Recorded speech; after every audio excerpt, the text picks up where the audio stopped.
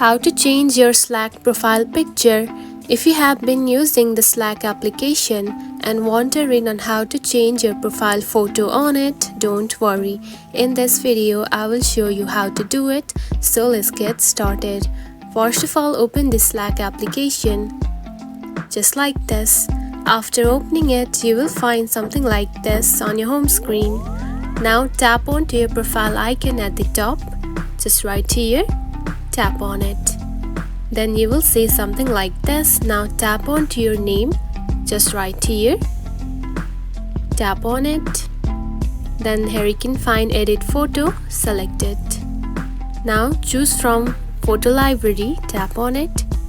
Now choose one photo that you would like to add, just like this, and tap on to choose.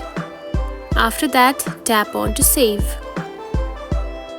And that's it. This is how you can change your Slack profile picture. It is a very easy process, right?